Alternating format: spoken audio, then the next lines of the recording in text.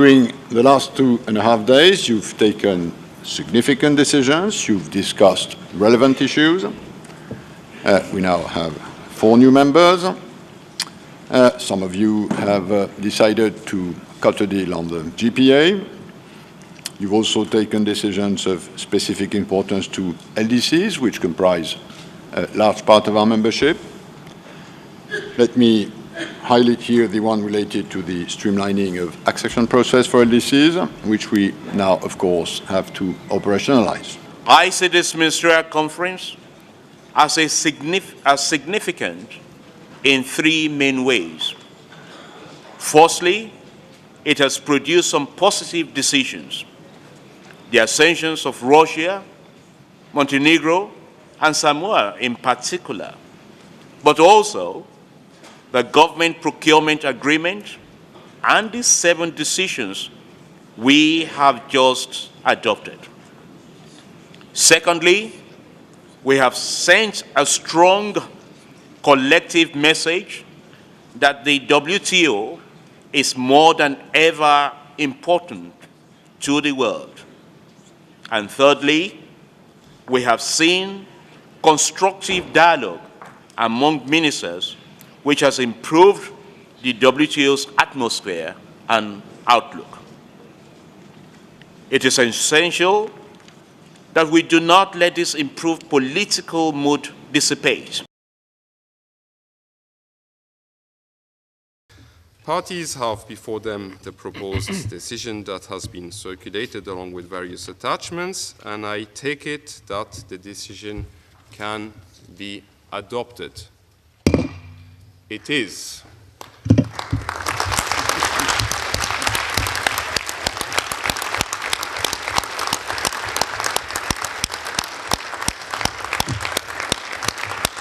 I sincerely hope that what the GPA, the Government Procurement Agreement parties, those 42 members of the WTO, what they did today will re-energize the larger membership and, in all humility, of course, will, of course, hopefully inspire them and help them to discover the power of possible too. In this time of economic, financial and fiscal crisis, we need, it is our duty to turn things around for the greater good. I very much believe so.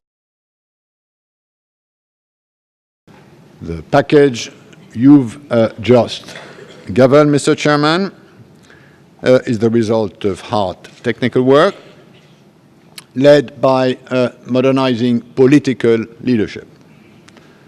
And it's the most recent evidence of the ability of members to converge in order to preserve a basic principle of the WTO, which is decision-making by consensus.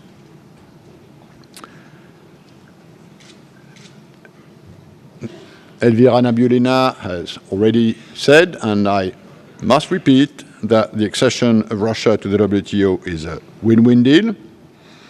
It will cement the integration of the Russian Federation into the world economy. It will bring greater certainty to business operators, to trading partners. It is a major contribution to the rule of trade law. For Samoa, exceeding and becoming the 156th member of the World Trade Organization is a significant milestone in the development of our small island nation.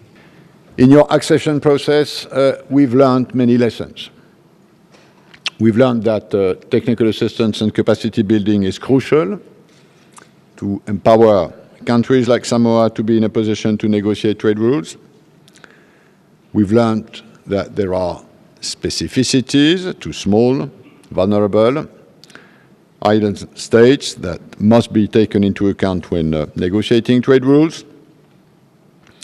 We've learned that the rules governing accessions of least developed countries can and must be further simplified to help them joining the family. Today's formal acceptance of Montenegro into the WTO membership represents another important achievement in the process of integration into modern international economic structures.